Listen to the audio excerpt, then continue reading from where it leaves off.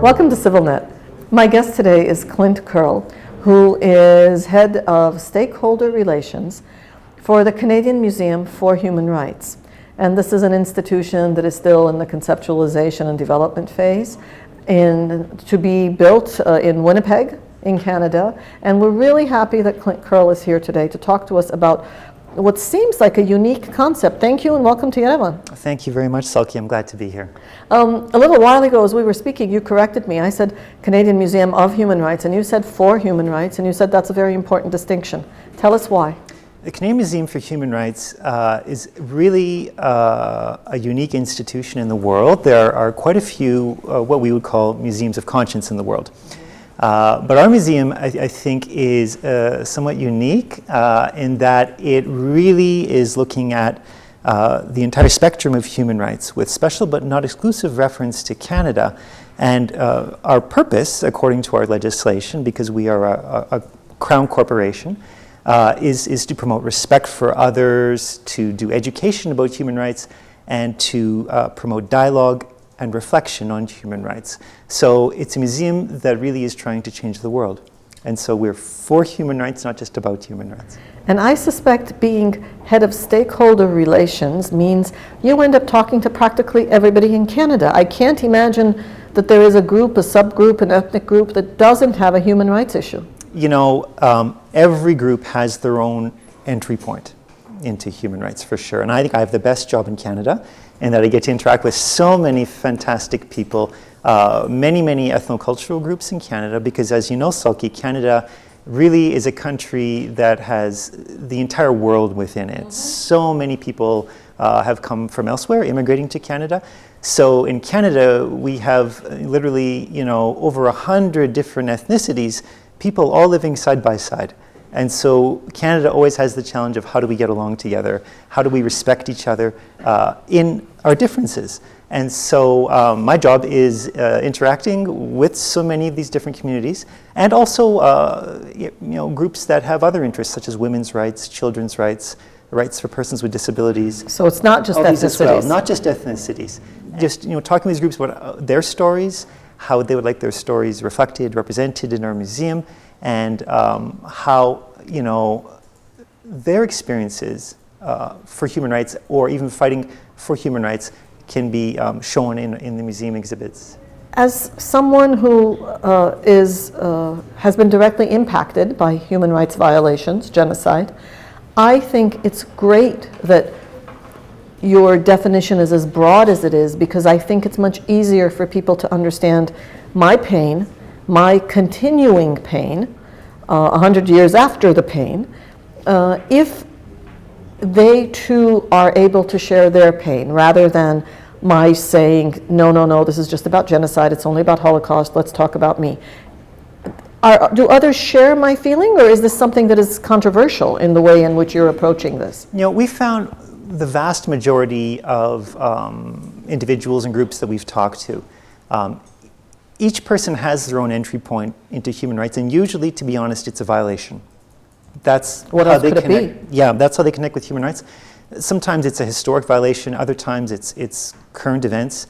In the case of the Armenian community in Canada, it's both, where you have a historic violation of genocide, and then the ongoing problem of denial and minimization, which is like, again, a renewal of the violation day by day. Now it's a violation against me, not just against my grandmother 100 years ago. Exactly. So this is almost like a double entry point into human rights. But, you know, as we talk with these groups and we talk about the violation, again and again, individuals across Canada and around the world, including many of the Armenians I talked to, have said, you know, at the end of the day, our concern is to stop this from happening again to anyone else. Yes. You know, and there's this turn to be inclusive and to say, you know what, we're all human beings. We have so much in common. How can we get along together? How can we respect each other? You know, let's work toward that. Part of that means breaking the silence about historic violation. Part of that means being honest about our histories, you know? Absolutely. But that's not the end point. The end point is the kind of world we want to make for our children and for our future.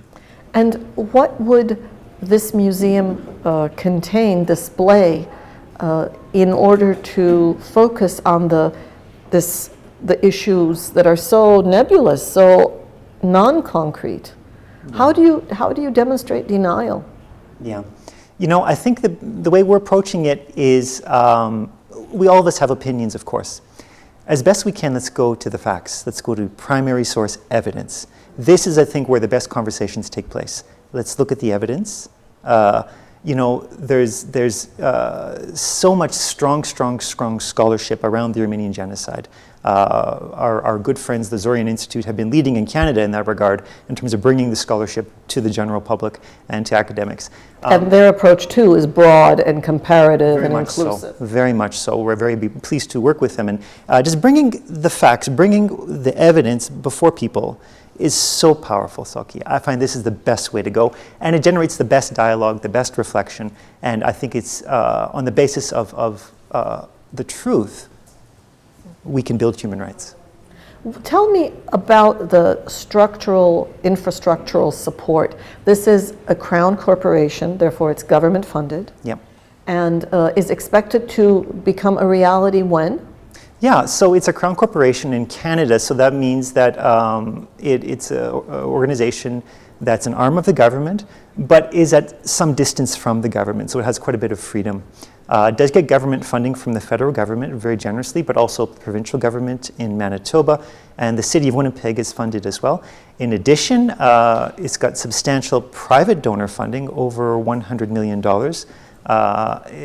in funding there. So it's really a public-private partnership.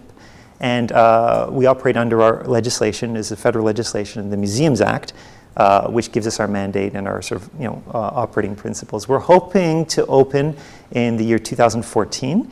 Construction is well underway in Winnipeg. The exterior structure is already built. They're now building interior, and really looking forward to actually moving into our offices within the next year.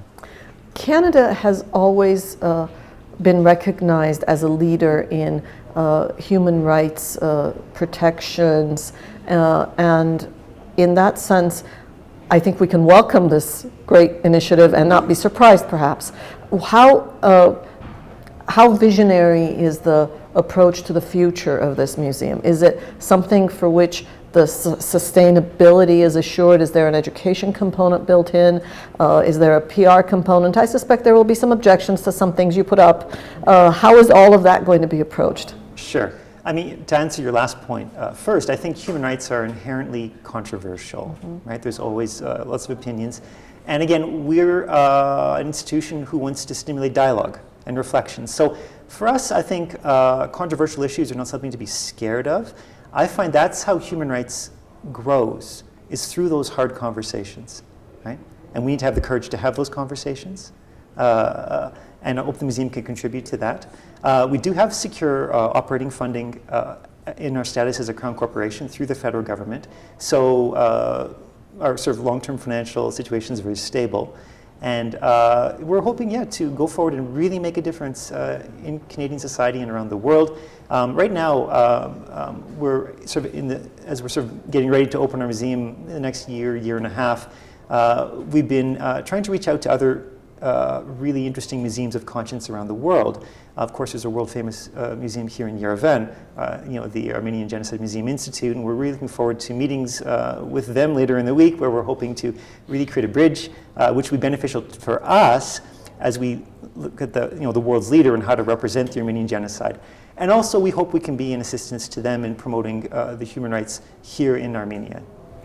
Well, I think that is a whole issue that is really worthy of discussion and study by us who work in civil society in countries like Armenia today, knowing that there's so much to learn from each other, because really human rights issues remain really important in a domestic sense as well. Absolutely.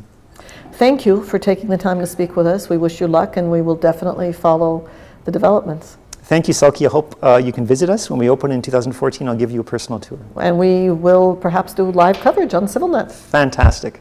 We've been talking to Clint Curle, who is Head of Stakeholder Relations for the soon-to-be-built, soon is in a year, but that's soon, Canadian Museum for Human Rights in Winnipeg, Manitoba, Canada. Thank you for following us on CivilNet.